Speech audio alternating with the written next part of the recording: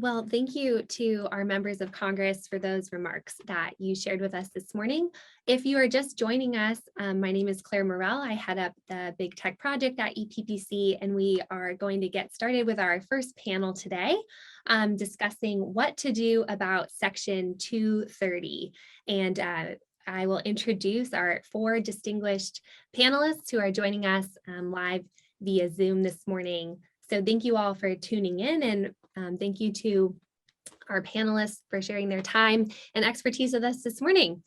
So without further ado, let me go ahead and introduce our first panelist, who is Matthew Feeney, the director of the Cato Institute's Project on Emerging Technologies, where he works on issues concerning the intersection of new technologies and civil liberties. Before joining Cato, Mr. Feeney worked at Reason Magazine as assistant editor of Reason.com. He's also worked at the American Conservative, the Liberal Democrats, and the Institute of Economic Affairs. His writing has appeared in the New York Times, the Washington Post, HuffPost, The Hill, the San Francisco Chronicle, the Washington Examiner, and others. Mr. Feeney received both his BA and MA in philosophy from the University of Reading. Our second panelist is Josh Hammer. Josh Hammer is the opinion editor of Newsweek and a research fellow with the Edmund Burke Foundation, as well as counsel and policy advisor for the Internet Accountability Project. He's also a syndicated columnist through Creators and a contributing writer for American Compass. Mr. Hammer is a frequent pundit and essayist on political, legal, and cultural issues, and is a constitutional attorney by training. He is a graduate of Duke University and the University of Chicago Law School, and he previously clerked for the Honorable James C. Ho of the U.S. Court of Appeals for the Fifth Circuit and was a John Marshall Fellow with the Claremont Institute. In addition to publishing with many leading lay outlets, he has published formal legal scholarship with the Harvard Journal of Law and Public Policy and the University of St. Thomas Law Journal. Our third panelist this morning is Annie McAdams, who exclusively represents victims nationwide who have been harmed due to the negligence or acts of others. She is the founder of Annie McAdams PC. And Ms. McAdams is currently the lead trial attorney in the sex trafficking cases against Facebook, Instagram, and Salesforce. She had an exciting victory in her case against Facebook this past Friday from Texas's Supreme Court that Ryan touched on in his opening remarks, and I will let her share more about that shortly. And our final panelist this morning is Russ White, who is a well-known voice in computer networking, where he advocates for simplicity, privacy, and the decentralized internet. He co-hosts the Hedge and the History of Networking podcasts, serves on the Internet Architecture Board, and in a leadership role in the FR routing open source community. Mr. White has co-authored many software patents, books, and hours of video training in computer networks. He holds a PhD in apologetics and culture from Southeastern Baptist Theological Seminary, an MACM from Shepherd's Theological Seminary, and an MSIT from Capella University. So those are our distinguished panelists this morning. And just to open our conversation, just for those who might be joining us today that aren't familiar with what Section 230 is, what this law is that governs the internet, can I ask Mr. Feeney from the Cato Institute, would you just give us a very brief, simple explanation of what Section 230 is and what it does for someone who might not be familiar? And then I'll ask all of you kind of your opinion on Section 230. Sure, yeah, happy to, and thank you for the invitation. It's a pleasure to be with you today. I think Section 230 probably has to be one of the most discussed federal laws in contemporary politics, and that's in large part, I think, a feature of the role of these big tech companies in the modern world and in our political discourse. Section 230 arose thanks to a string of court cases in the early 1990s as courts were trying to figure out how courts should deal with illegal content on this emerging sector of the economy run on the internet, full of bulletin boards and forums and newsletters and things like that. Then members of Congress, Congressman Chris Cox from California, a Republican, and his Democratic colleague Ron Wyden wrote Section 230, which is a pretty simple law, sometimes called the Magna Carta of the Internet, or the 26 words that created the Internet. And basically, in a nutshell, it states that you, not the platform where you post content, are responsible for for that content. So if I post a defamatory tweet, I can be sued for that tweet, but you can't sue Twitter, is basically it. Those are the 26 words. But there's also another provision of the law that states that interactive computer services, such as Facebook, but also comment sections and other online entities, cannot be sued over content moderation decisions. Now, I think, two things to point out. One is Section 230 is not the law that allows for interactive computer services to disassociate with content. The law just clarifies whether the lawsuits can be brought because of that. And also, something that I think is important to point out is that the law does not make a distinction between publishers or platforms. The law applies to certainly companies in the big tech space, but the law does not apply just to either the internet industry or to social media sites. And indeed, traditional publishers do enjoy Section 230 protections. But I'll stop there. That's a basic summary of it. I'm happy to explain my own thoughts on the law, but in a nutshell, that's what the law does. No, thank you. Thank you for just giving that overview. And now just to get started, I would love to hear from each of you just a quick kind of summary of your basic position currently on Section 230, if you think that there is reform necessary and what that would be, or if you are in support of, at this point, a full repeal of Section 230, or if you would argue to leave it as is. And so we'll start and we'll just go in reverse order. So Mr. White, if you would just share your opinion, brief summary on what you think should be done about Section 230, if anything, and then I'll go to each of you in turn on that question. Sure. Thank you for inviting me for this panel. I would start by saying I don't think Section 230 as it stands is necessarily flawed. I think the problem is that we have fallen into a false dichotomy of definitions. Facebook is neither a platform nor a publisher, or they're closer to a publisher than a platform. But we somehow want to treat companies like Facebook as a publisher, as a platform rather than a publisher. And I think the intent of Section 230 has been subverted in a way that has become very, very dangerous and bad for our polity, for our public culture. Okay, thank you for that. And then Ms. McAdams, would you just share, what you see is necessary in terms of what we should do about Section 230? Basic level, I do not believe that Section 230 really is the problem. It is absolutely, as Senator Hawley pointed out, a problem with the judicial interpretation of Section 230 that I think everything has gone off track. So I do think we might be at a point where if the courts are not able to write the course of 230, that there might be a necessary amendment to provide clarity so that the next council that challenges Section 230 doesn't spend 3 years wrapped up in appeals, just arguing over definitions. But I do have ultimate faith in the judicial system, and I'm hoping that ultimately the federal court system can write the course of 230 without amendment. Thank you so much. That's really interesting. Mr. Hammer, would you share with us what you think should be done about Section 230? Yeah, so thanks so much, Claire. Thanks, Ryan. Thanks, EPPC. This is a very timely symposium on a very timely issue, of course. I'll start off just on a quick note of quasi to large agreement. Actually, I share what seems to be the consensus here that Section 230 is hardly a panacea. In fact, of the three kind of policy remedies that are being discussed in today's symposium, I think it's probably the least effective, frankly, or at least kind of the smallest potatoes, so to speak. That does not mean that it is not important. I do think kind of the long-term solution to our kind of big tech woes does lie more in the areas of antitrust and common carrier. But which remedy applies to which specific platform, of course, is going to be an ad hoc case-by-case assessment. And in general, these are not mutually exclusive, right? The way I phrased it in a short essay for the American Conservative in February was I called for a, quote, all of the above strategy to confront the big tech threat to the contemporary 21st century American way of life.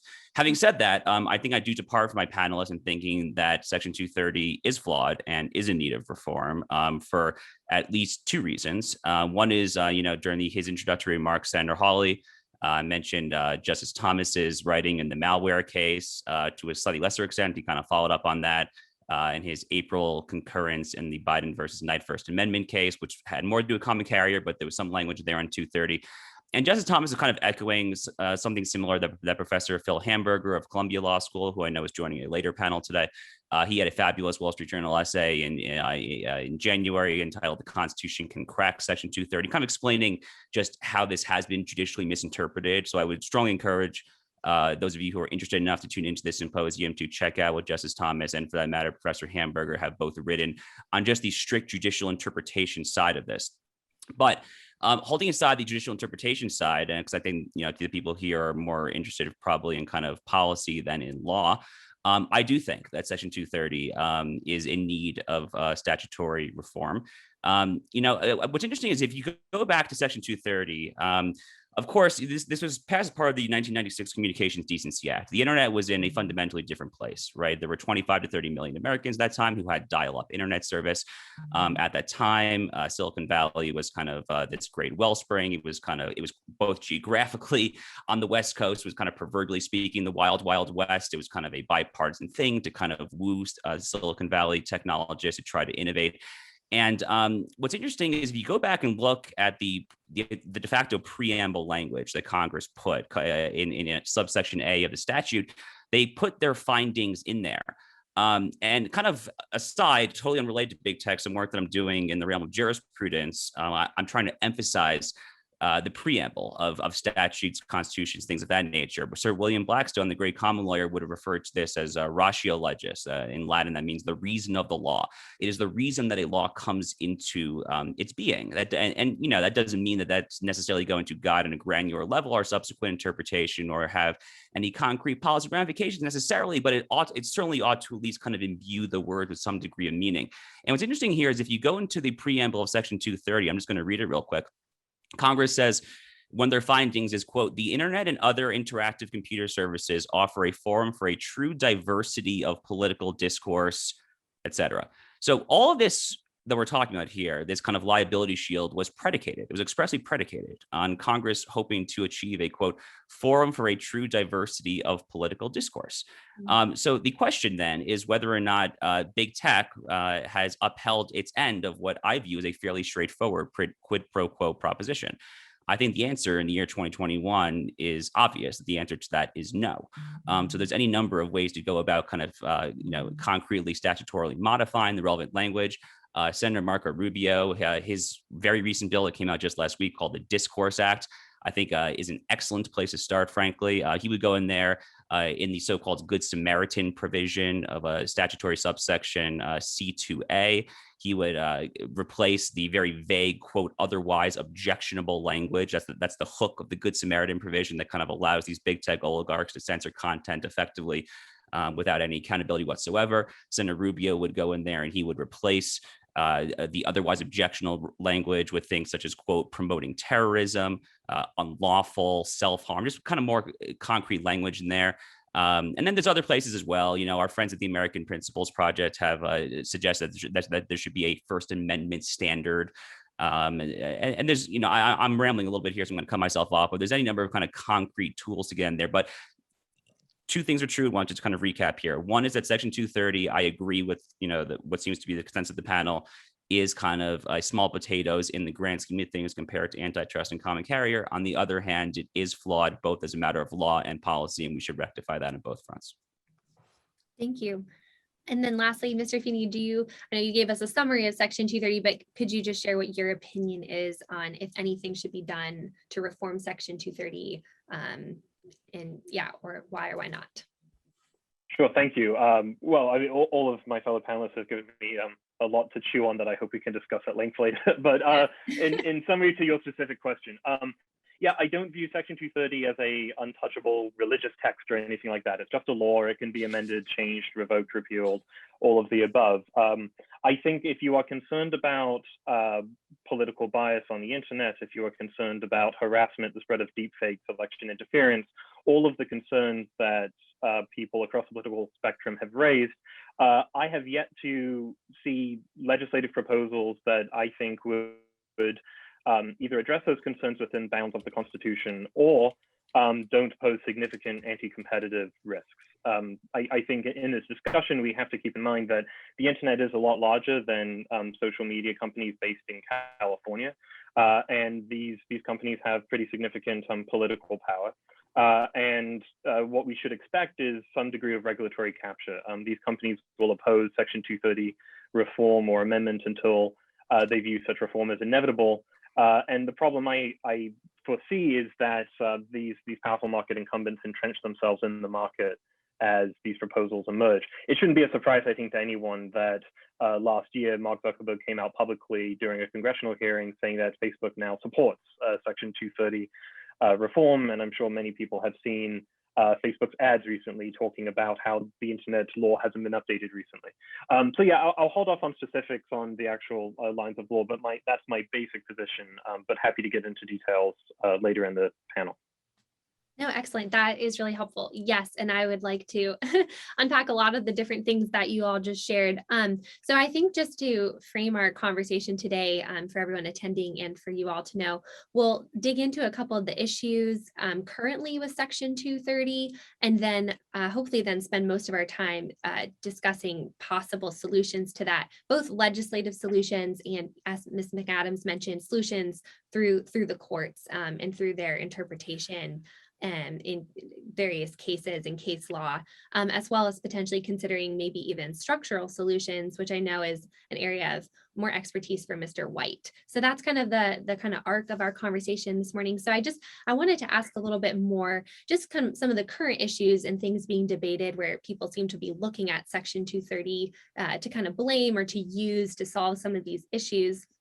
You know, I think both sides seem to invoke the First Amendment a lot. And Mr. Feeney, you mentioned, you know, that Section 230 is not the law that empowers these companies to take down content. It's a liability shield. And so could you, Mr. Feeney, we'll start with you. Could you explain a little bit about just that distinction of, you know, what exactly does Section 230 you know, do, and as it relates to the First Amendment, like perhaps you could just disentangle a little bit for us just how the First Amendment relates to Section 230 and what effects, if any, you know, Section 230 as it's currently operating, you know, might have in terms of the First Amendment being invoked by some saying no, private companies have a right to free speech, and other people saying the censorship of these platforms is inhibiting their First Amendment rights to free speech. So it's a big question. I'd love for all of you to kind of weigh in on your thoughts on the First Amendment issues around Section 230. But Mr. Feeney, you had mentioned that, so I wanted to see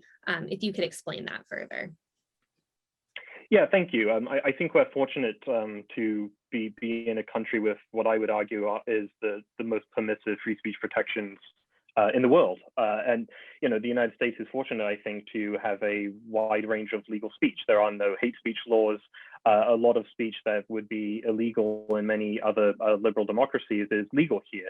And I think that's great. And the First Amendment is a prohibition on government action, that the government cannot mandate certain speech or, you know, engage in censorship.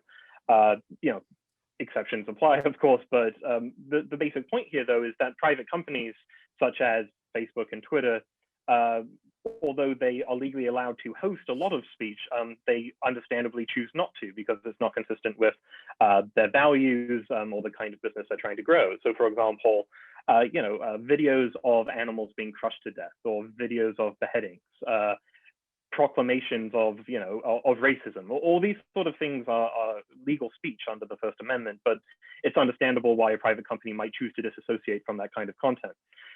And, you know, I think you asked an excellent question, which is, well, what does the First Amendment have to do with Section 230? And I think this gets to a misunderstanding many people have, which is that the First Amendment isn't an entitlement to a platform, right? That the speech you might want to put out into the public, whether it's online or in a pamphlet, or if you want to yell it in a public park, that speech isn't entitled to a platform, whether it's Facebook, Twitter, or any other. And Facebook and Twitter have the right to disassociate with legal speech. Now, I hope that I have time to stay on after this panel to hear the conversation about common carriage, of course, you know, something I've written about before. There are ways in which, you know, private companies can be compelled to, treat all speech equally. I don't think common carriage regulation makes sense in social media. But the important thing to remember is that, the First Amendment is a restraint on government, and these companies are not private actors. PragerU tried to make the argument in a case against YouTube, arguing that YouTube was the modern day equivalent of a company town. I think that courts correctly rejected that argument. So yes, I think it's important in this conversation to remember that the First Amendment is a restraint on government, and that there's a lot of legal speech that private companies may understandably wish to disassociate from. Mm-hmm. And just to jump in, so why then, what do you all think? Why then, why is 230 necessary as a liability protection? Like, why don't we just kind of rely on the First Amendment and the other kind of case law that's developed around the First Amendment? I guess I'm thinking of like, the traditional kind of publisher liability cases or things where they go to court to kind of argue their First Amendment. Why then leave Section 230 in place? Why not just get rid of it and rely on the First Amendment? Do you want? I'm happy to. Anyone can answer. I don't want to monologue. Someone else can jump in. I'm happy to answer, but I feel like I gave the last. So I think the main reason is because when these platforms first came about, there was not a clear distinction between a platform and a publisher in the traditional sense. I would argue that did exist in American law, but it wasn't codified very well. And so what they wanted protection against their users saying something so that they could not be held liable for what their users might say or do. And I'm not sure that is fully addressed under First Amendment case law in any way. Maybe I'm wrong on that, but that seems to be my impression. Well, I think part of the issue is, no, jump in, Matt. No, please go ahead. I'll jump in after you. No, I think part of the issue is that we do want these companies to be liable for, for moderating some conduct that may or may not be permissible under First Amendment jurisprudence, which, frankly, is all over the map. I mean, depending obviously on the specific court or the specific issue or anything. But if you kind of want to go in there again to statutory subsection C2A, we're talking here before we kind of get to the vague, otherwise objectionable. That's the catch-all provision that Senator Rubio is trying to kind of statutorily modify, and that's kind of the nexus of a lot of kind of current reform efforts, I think properly so. But before we get to that very controversial, otherwise objectionable language, we're talking here about obscene, lewd, lascivious, filthy, excessively violent, harassing content. I mean, Ryan, in his introductory remarks, was talking about this, this new case out of Texas with respect to Facebook being held liable for possible sex trafficking. I mean, that's a good thing. We want these companies to be held liable, irrespective, I would say, of what the possible First Amendment implications of that are. The other thing that's going on here, though, look, I'm happy that Matt mentioned the PragerU lawsuit. There's going to be similar lawsuits like that are going to continue to play out. Okay. I mean, in constitutional law, when you go to law school, you learn about this very famous case called Marsh versus Alabama. I believe it's from the late 1950s. A town effectively tries to make itself private and then tries to kind of shield itself from First Amendment protection. I don't remember the fact pattern super well, to be honest with you, but the court more or less says you can't do that. Really, another just kind of interesting kind of short essay that I'll cite. There was another interesting Wall Street Journal essay from January that Vivek Ramaswamy, who's really kind of making waves in these circles, co-wrote with Professor Jed Rubenfeld. He kind of tries to make the argument that that constitutionally speaking, the tech platforms actually cannot do this. And he has some interesting quotes in there. I'll just read one, for the sake of time. He's quoting here a 1973 case called Norwood versus Harrison. And he says, quote, "It is axiomatic." This is the Supreme Court speaking, by the way. Sorry, not the op-ed co-authors. The Supreme Court says it is, quote, "axiomatic." So it is self-evident, quote, "that the government may not induce, encourage, or promote private persons to accomplish what it is constitutionally forbidden to accomplish." So what the court is saying is that you effectively cannot immunize putatively, purportedly private actors to constitutionally do that which the government itself cannot do. Now, again, we've seen some of those arguments lose in court. That's the PragerU YouTube litigation. But we're only going to continue to see this play out, I think. And I, for one, am very interested to see how that does play out in the court system. Yeah, no, that's helpful. For the sake of time, we might just keep moving on. There's a lot of ground to cover. I wanted to circle back on something that Ms. McAdams had mentioned, just about how, I think the issue not necessarily being with Section 230, but more how courts have interpreted that. And Justice Thomas really, explains that in his Malwarebytes opinion. And so I wanted to just ask, if you could kind of summarize or comment on that, Ms. McAdams, and then, anyone else can jump in on kind of the ways that you, have seen, and Justice Thomas explained some of those, the courts have misinterpreted and kind of over expanded the immunity that was originally intended in Section 230. Absolutely, and it kind of dovetails into your original question. When we looked at the first interpretations of Section 230, it was based in a defamation. All of the language in 230 kind of mirrors the defamation world of the law. And part of it was, can we really hold a platform responsible in judging the truth of something or the falsity of something from a defamation standpoint? But what we quickly saw with the Zarin opinion really being the first big step in distortion of Section 230 was this immunity shield being extended, not just to trying to hold a platform accountable for something, a content creator or user posted on their site, but actually to the acts of the platform or the company. The definition of an interactive computer service alone has been distorted so extraordinary across the country in litigation that in our Salesforce case, we're really challenging that and seeing our ability to say, should this extension go? What I think is really important is when, I first started to I'll just put some color on the paper. When I first started looking at these cases, I was approached about handling and looking at the civil side of sex trafficking cases. I had no idea what Section 230 was. I had really no idea what sex trafficking was at the time.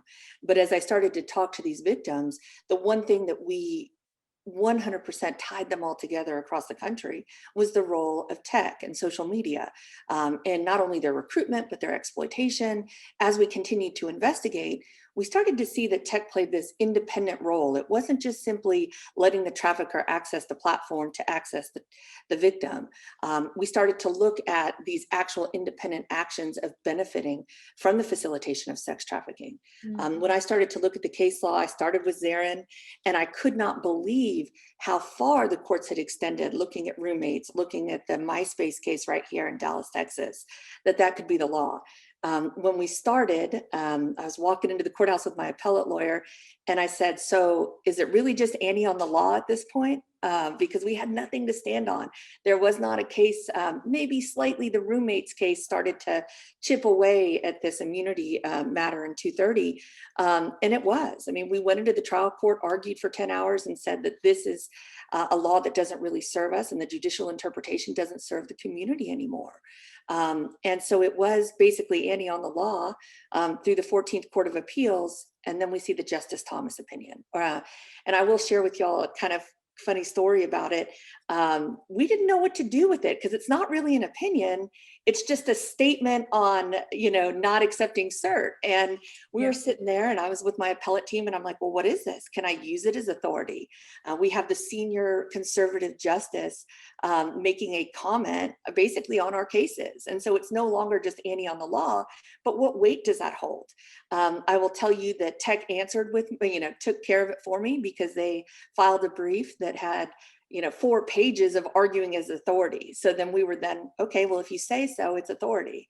And we're able to use it. And I think it's given guidance.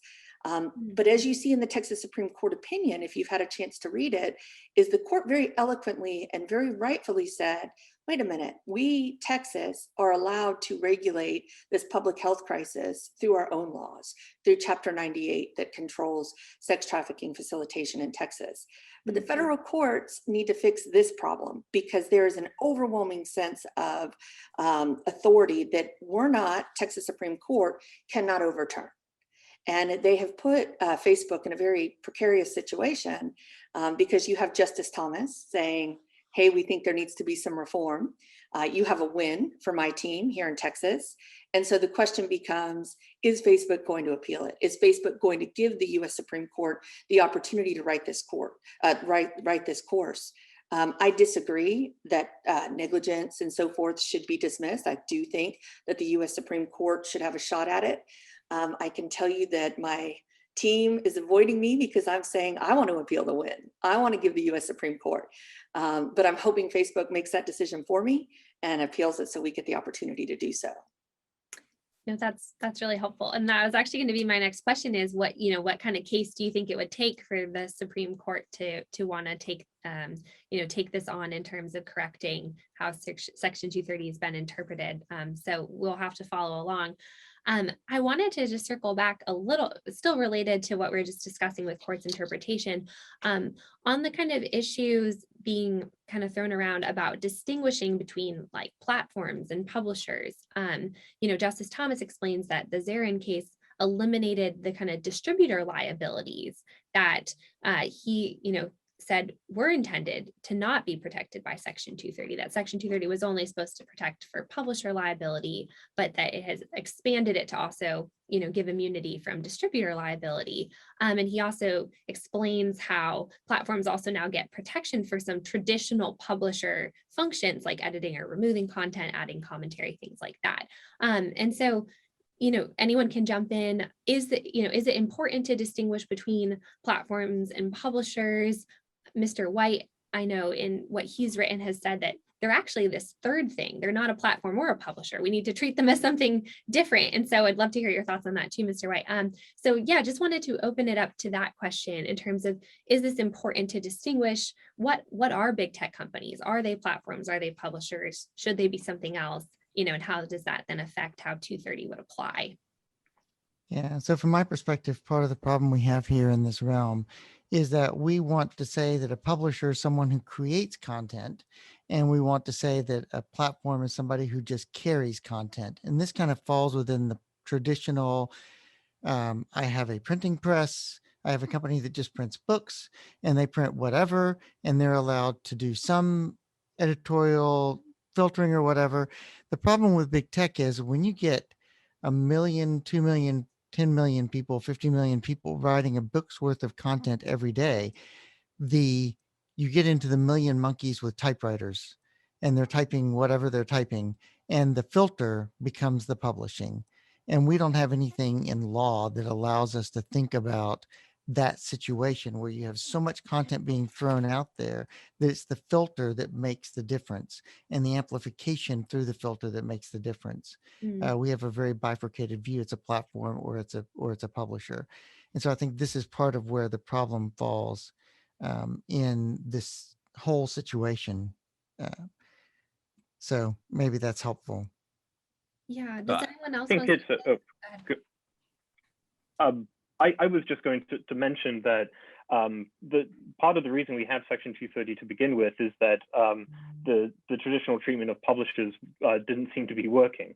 There was this, the Moderators Dilemma that emerged in the 1990s was, these court cases that seemed to say, well, look, you can either not engage in content moderation and you'll be treated like a traditional public library or a news vendor, or following from Prodigy, if you engage in some kind of content moderation, then you could be considered the publisher of third-party content. And I think it's understandable that Cox and Wyden, when they read about the Prodigy case, saw that this was very problematic for the emerging tech industry. Because as I mentioned earlier, we shouldn't think of Section 230 as a law about social media or even the tech industry. It's about interactive computer services. And traditional publishers, like say the Wall Street Journal, it is like it uses the printing presses that Russ alluded to earlier. They print a paper made of dead trees and they distribute it around the country, but it also runs a website that has a comment section, and that comment section is a interactive computer service covered by Section 230.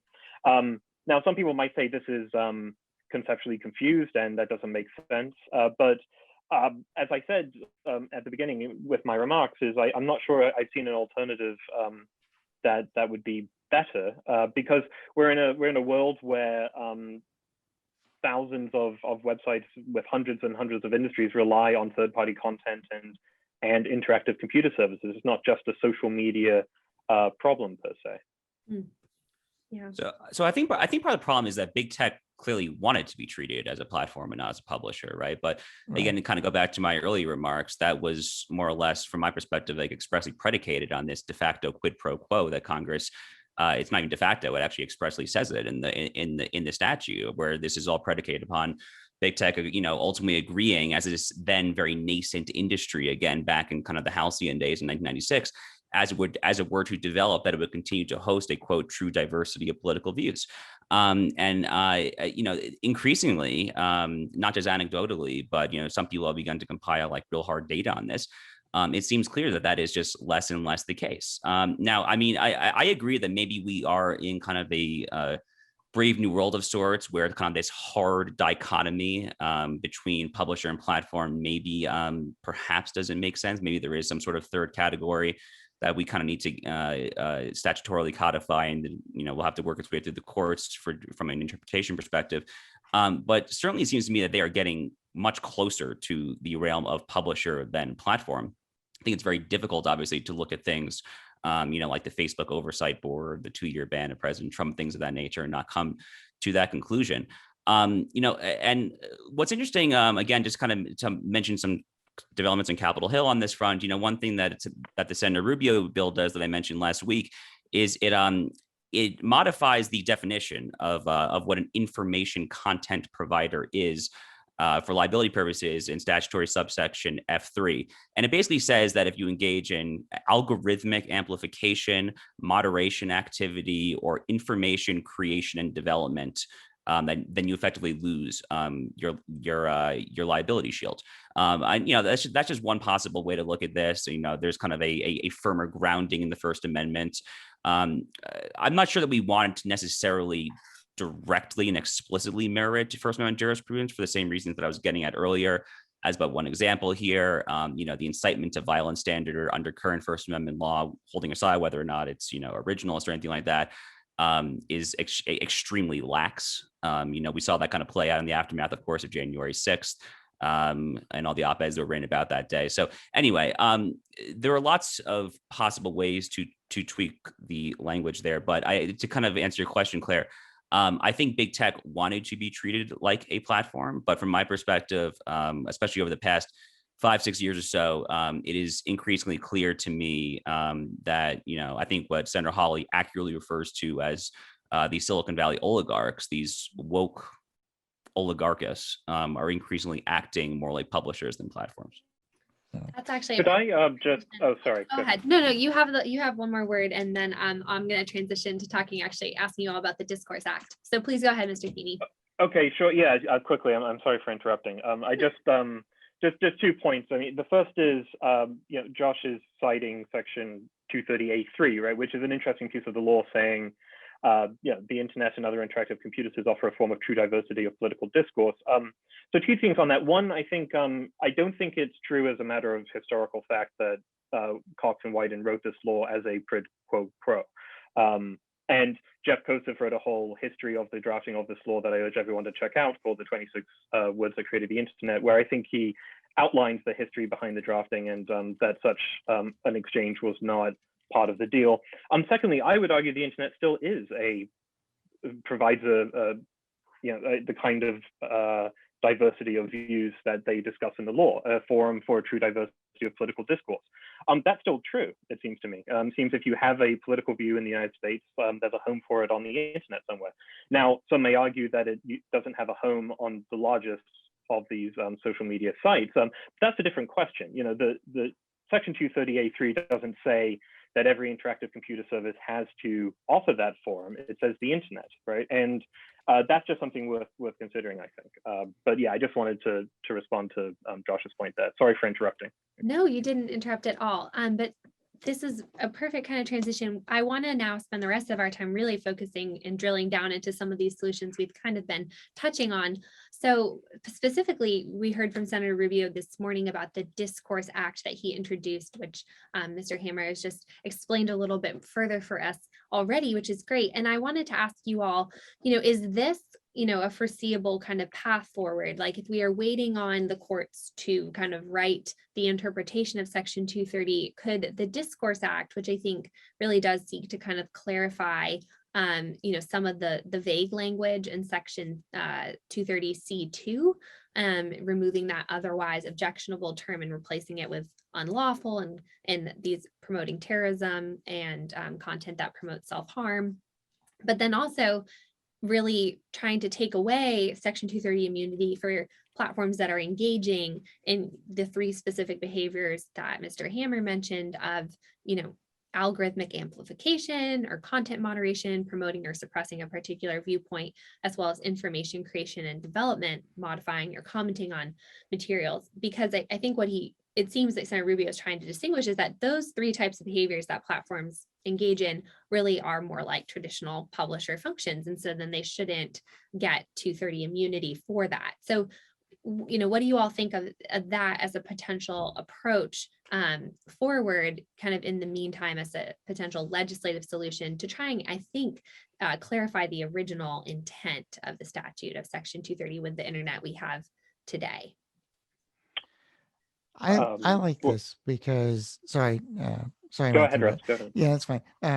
I like this because I think it places a burden back on these big companies that the more they filter, the less likely they are to get immunity. And the more they do amplification, and algorithmic amplification, I think, is a big part of it that we don't really think about. It's not just filtering. It's not just dumping President Trump for 2 years. It's that these companies can actually, out of 1 million posts a day, select, I want this to be the story that's told about this particular thing that just happened, put it at the top of everyone's news feeds, and therefore amplify that one version of the story and leave everything else. Now, they didn't create that content, but they created the situation where they're amplifying it. And I think that's where we run into. Sorry, Matthew, go ahead. Oh, I just want to stress as a caveat, I haven't read the bill and I missed Senator Rubio's remarks this morning. So my comments may not be that useful. But what I'll just mention is I think we have to be careful with this word algorithm. It seems like many people in tech policy debate seem to treat it like a sort of like a talisman, but it just means rules, right? And I suppose, the question is, what does it mean for there to be no algorithmic filtering or amplification? If a company like Yelp knows that I like a certain cuisine over another, and when I visit, an algorithm decides that it's going to show certain content associated with that, that's thanks to an algorithm amplifying content. If Google knows my location, when I search for a certain thing, it's going to amplify content closer to my location. YouTube learns what kind of videos I like, and imagine what Google, Yelp, and YouTube might look like without that ability. That it'd be a very difficult thing to navigate. So I understand the concerns that there are, especially if you're concerned about political bias, why you might not like the fact that certain content is amplified over others. But what social media looks like absent algorithms that cater to individual users looks like is difficult to imagine. I mean, I can imagine it, but it doesn't look like a product anyone would use. But this is all, like I said, coming from someone who hasn't read the bill or the exact language. But I think when we use words like algorithms and algorithmic functions, we should be careful and precise. That's helpful. So, Claire, no, go ahead, Annie. Sorry. Okay. I was going to say, while I and my team support any kind of clarification of language, I think it's very important that we look at the practical application. How does this, in fact, get executed? Because, I mean, we can sit here and develop laws and have all these intellectual conversations about the definition and clarity. But what, in reality, what we need to see is, how are these laws put into effect? And the reality is they're not. I mean, laws without enforcement or accountability are worthless. And being one of the only teams to have reached this far and defeat the Section 230 immunity motion to dismiss is really slim, and it is really, really unacceptable. I mean, right now we're living in a time where these companies are absolutely making a mockery of our country. They are running ads about, let's reform this law, while they're snickering out the back, enforcing and putting defenses in place against our cases. So I think looking at Senator Rubio's law, we have to look at getting past the motion to dismiss stage. If you give them any language of immunity, that's the motion to dismiss on the pleadings. It doesn't give us the opportunity to put on evidence. Right now we have, just yesterday in light of the FTC decision, Facebook's statement was, we're going to continue to develop products. Yet in my litigation, they file with the court that they're not a product. And so until we get past this initial immunity barrier and actually get into the cases and allow litigants to show the evidence, it's for naught, all of it. That's really helpful. Yeah, so I think it's really important is getting to the proverbial discovery phase, right? What litigators would call it there. I want to kind of just talk about a little bit of an area of pushback that I hear from certain circles, is that things like what Senator Rubio is trying to do here would necessarily empower, either Article 3 judges or the FTC, deep state bureaucrats or anything like that. And look, I obviously am sympathetic to an extent to some of those concerns, but I guess the bigger problem from my perspective, just kind of take like a broader view of what's actually happening here, is that over the course of 25 years, I mean, again, I just want to emphasize this point. We are so far removed from the time, place, and context of 1996 when Congress drafted this statute. 25 to 30 million Americans at the most, I think, had dial-up internet, the old school kind of AOL, like like the modem, whatever. It was literally just like a different era. I mean, it might as well just be the Pony Express, honestly, for all present purposes here. And what's actually going on here is that Congress's kind of failure to take any action whatsoever on this front, which kind of as an incidental aside, is more or less kind of a good argument for kind of mandatory sunset clauses, I think, in legislation in general, but holding that kind of pontification aside. What's happening here, both from a congressional perspective and, to go back to kind of the judicial misinterpretation perspective, is that I think we the people, the sovereigns in our constitutional order, we the people of which the Constitution so famously speaks, have effectively delegated large swaths of our own kind of self-governing civic republicanism, of our own sovereignty, to these woke, unaccountable oligarchists who, hide in their offices out in San Francisco and the Bay Area, and can just tweak their terms of services and their algorithms however they want. And yes, to make an obvious point, but just to kind of say this very clearly and unequivocally, these are the means to the 21st century public square. They just are. I don't see a way around that obvious reality here. So, do I have some objections with, language that might empower judges and or kind of FTC commissioners to kind of adjudicate possible disputes, get into the proverbial discovery phase of all this and actually get into the weeds? Sure. I mean, of course I do. I mean, I remember kind of taking antitrust law in law school and looking at how, judges who are not necessarily experts kind of trying to divine, decipher markets. But it's unclear to me what the better alternative is. I frankly rather we go that route than to continue down the rabbit hole of what the status quo is and where it looks like we're continuing to going absent reform, which is to only embolden these totally unaccountable, increasingly oligarchic or monopolistic actors and not make any attempt whatsoever to reclaim the sovereignty that we have delegated to woke technologists. Thank you. I want to fit in two quick questions, so we might have to answer these quickly, just and then we can kind of keep discussing other things. But we had remarks from Senator Hawley and Senator Lee this morning as well. Both of them kind of shared similar approaches on Section 230. Senator Lee has introduced what his bill called the Promise Act, which would make it an unfair, deceptive trade practice to basically have companies not follow their own kind of disclosed policies on content moderation. And Senator Hawley likewise shared that it seems that we need to make their terms of service enforceable, to hold them accountable for their terms of service. These might be more modest solutions in the sense they're not actually reforming Section 230, but we're trying to say that these companies should be held accountable for their terms of service as they disclose how they'll moderate content and things like that. And I wanted to see, do you think that, that would be another possible approach that should be pursued? And particularly Ms. McAdams, as it comes to illicit, activity on these websites, their facilitation of trafficking, would enforcing their terms of service and making that enforceable by either the FTC with Senator Lee's act as an unfair trade practice, or Hawley's approach seems to suggest like it would create a path for civil actions to be brought. Would that help at all with the kind of issues you're seeing in terms of trafficking on the platforms? Yeah, I would definitely think that it would help. At this point, anything past the immunity wall is going to be able to help us from a practical standpoint. Because again, being the only team that has ever been able to defeat that Section 230 right out the gate, anything that was going to allow us to, enforce any type of standard of care is going to be important going forward.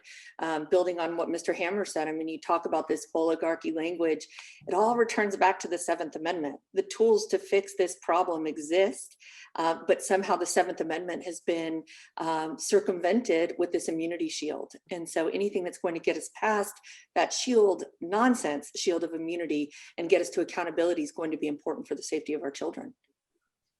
Thank you. Does anyone else want to weigh in at all on Senator Lee's Promise Act or Senator Hawley's suggestion about enforcing their terms of service before I move on to another question on solutions? Go ahead, Josh. Okay, and I was just gonna say, I think it's basically a good idea. I mean, I don't have much else to add to that. I mean, part of the problem here, just to go back to my previous comments, is that these companies are completely unaccountable. They can change these terms of services, their algorithms, et cetera, on a whim. So, I mean, just getting some sort of accountability whatsoever, I think, is a good initial threshold to get past. So that was all I wanted to say. So, Matt, go right ahead. I was just going to add that I think there's a potential risk that it results in less speech online if companies have to think more and more about a lack of flexibility in their content moderation rules. This kind of stuff is really difficult. I think it's a cliche, and oftentimes people think it's glib when a lot of people say that, look, content moderation is really difficult. But a lot of rules or sound sensible.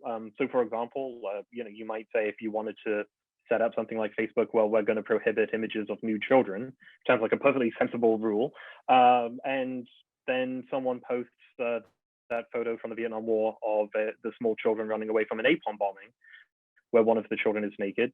And Facebook, this isn't a hypothetical. It's tasked with thinking, well, are we going to say that one of those famous images from the 20th century is not allowed on the platform? Do we make a historical significance exception to this rule? Do we say that it doesn't, maybe if the people aren't children anymore? And I only raise this just because this kind of stuff is actually, rather difficult. Even very simple sounding rules for content moderation can be very difficult to enforce or cause all kinds of headaches. There are examples of at least one Holocaust remembrance charity being taken off Facebook because it featured images of dead people, some of whom were naked.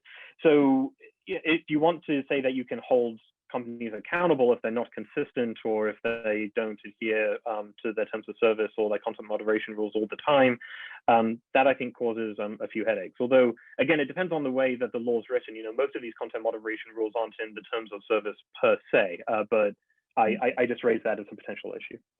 Okay, no, that is helpful. Thank you for that. Yeah, and that was actually kind of transitioning to the last question I just wanted to ask briefly is, in thinking about, okay, well, if we aren't able to achieve a legislative solution and get something passed through Congress, and even what you shared initially, Ms. McAdams, that the issue really might not be the statute as much as just court's interpretation. Perhaps courts can just write this themselves. What approaches then do you all think should be taken in terms of litigation that is pursued to hold big tech accountable, to bring these types of cases to courts to potentially then rule and clarify this immunity?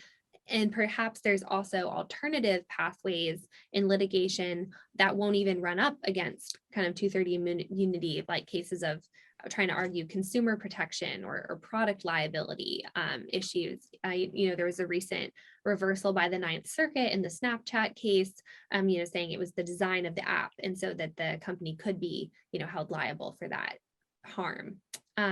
Does anyone want to speak to potential solutions in terms of just litigation going through the courts to try to have them clarify this immunity? Yeah, anyone can jump in. I guess that is department. Oh, go ahead. No, Matthew. No, please. I defer to the lawyer here. Go ahead. I will say, I think that we again need to, encourage private sector litigation. If you look at who's successful and who is not in this type of big tech litigation, it is always going to be your private driven teams that are going to get there. I think more collaboration. between attorney generals and private sector lawyers who are pursuing this litigation, because you're going to see success from the private sector versus these governmental actions that seem to continually stall. So I think encouraging that. And then I'll just tell you, my hope is that Facebook appeals.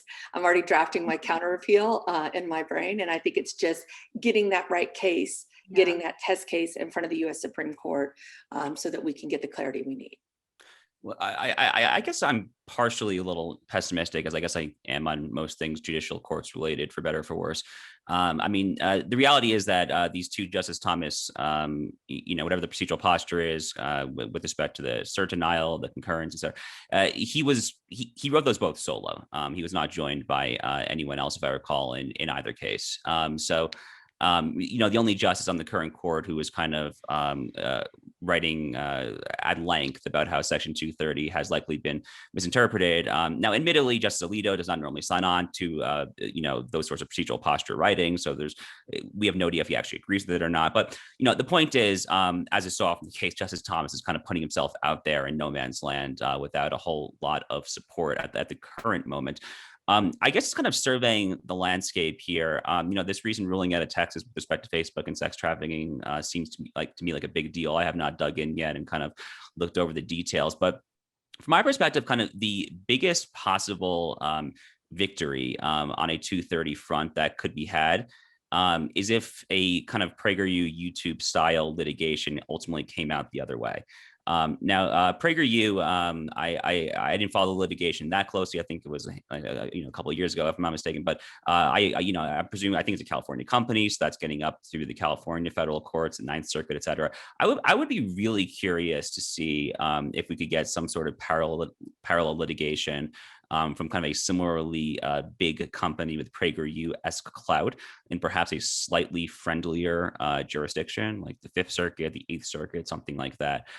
So I'd have to kind of go look and see what companies are there. I mean, just thinking of the Fifth Circuit, I mean, that's Texas. That opens up obviously a whole panoply of possible options there. Glenn Beck's The Blaze Media Empire obviously is based right there in the Dallas-Fort Worth area, just one example. So anyway, I would be really curious to see that kind of style of litigation in a slightly friendlier, more right-leaning jurisdiction, to see if we can kind of get back to what I was talking about earlier and kind of revitalize some of this decades-old Supreme Court language about how the government cannot immunize putatively private actors to ban that which the government itself cannot constitutionally ban. Well, we are kind of coming up on time. Go ahead. No, go ahead. I was just quickly add, I do think that attempts to raise some kind of PragerU case in the Fifth or Eighth Circuit, relying on Marsh or Pruneyard or these other cases, I think you would still have a bit of an uphill climb. If you're interested in 230 litigation, I think the most interesting cases and those that may have the best chance of success would be those similar to Snapchat, where these, the creation of filters that oftentimes rely on, user action raises this kind of difficult question about content that I think very interesting. But other than that, I think it's an uphill climb. But I've been wrong about most of my political and judicial predictions of the last few years, so this might be another one. No, well, this was all really, really interesting. Thank you so much to all of you for giving us your time and your expertise today. It was an interesting discussion. I feel like we could continue talking for hours about all these items related to Section 230, but we're going to wrap up for today because we have another panel following this. But in case anyone didn't get to say anything that they wanted to say, I will allow a minute in case anyone else wanted to share something that didn't get touched on or that they didn't get to share before we had moved on to something else, if anyone had anything. No, everyone is set. Well, thank you all so much. And to all the attendees, we're going to take a brief, just 3-minute break, and then we'll jump into our antitrust law panel at 11 a.m. So thank you all.